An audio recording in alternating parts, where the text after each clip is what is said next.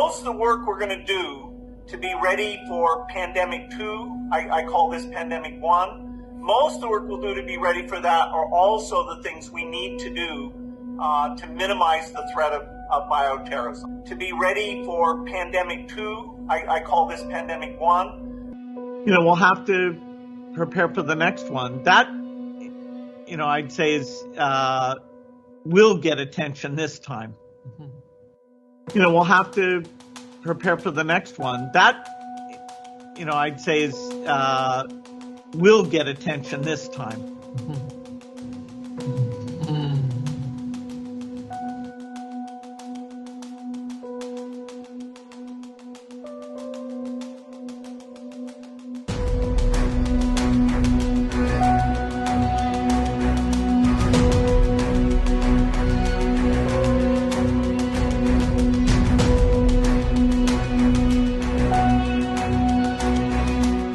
Expliciet werk je al om ons in ieder geval op weg te helpen mocht er een tweede pandemie komen. Maar eigenlijk als ik goed volg wat je al jaren zegt, dan is de kans dat een tweede pandemie komt heel erg groot. Ja, daar is wel consensus over. Dat is ook, het staat ook al een tijd lang in het 10-jarenplan van de Wereldgezondheidsorganisatie. 10-jarenplan van de Wereldgezondheidsorganisatie. Dus daar stond, bereid je voor de komende 10 jaar, er gaat een grote infectieziektecrisis komen. Nou, dit was jaar 1.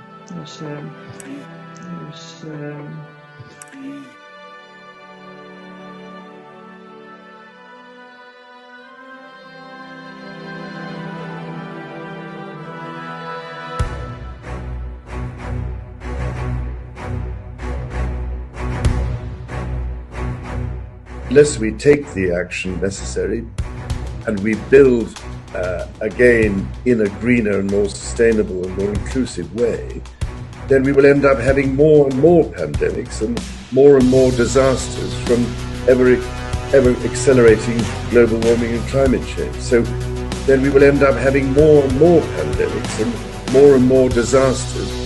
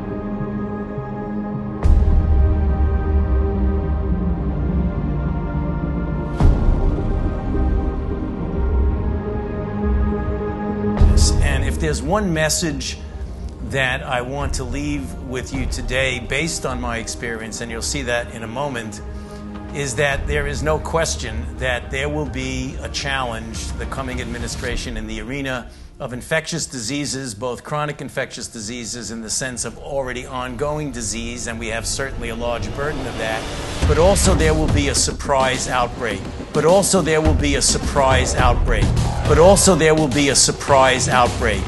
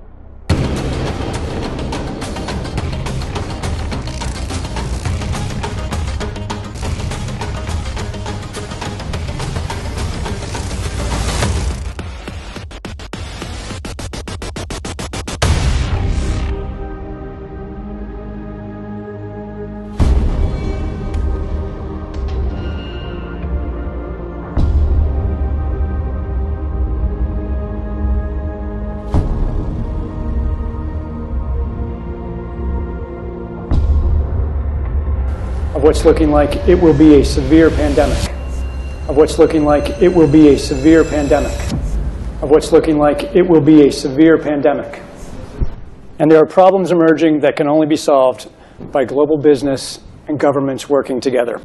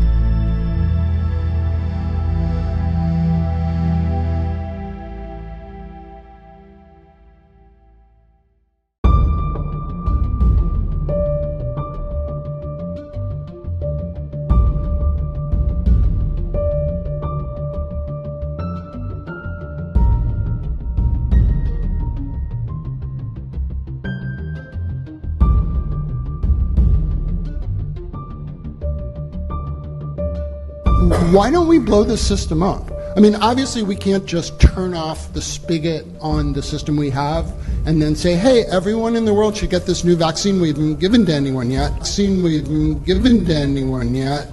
But there must be some way. There might be a need or even an urgent call for an entity of excitement out there that's completely disruptive, an entity of excitement out there that's completely disruptive, that's not beholden to bureaucratic strings and processes. But it is not too crazy to think that an outbreak of a novel avian virus could occur in China somewhere. We could get the RNA sequence from that an outbreak of a novel avian virus could occur in China somewhere.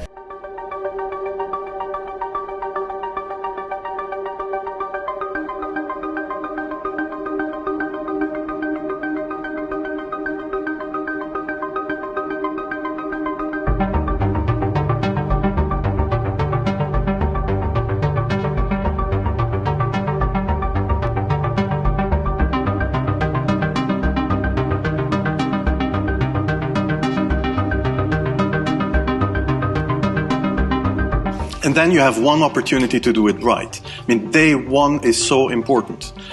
In day one, you start your communication with the press, with the people, and you have to do it right. I mean, you have to go for one voice, one message. You have to be omnipresent that first day or the first days, so that you attract the media attention.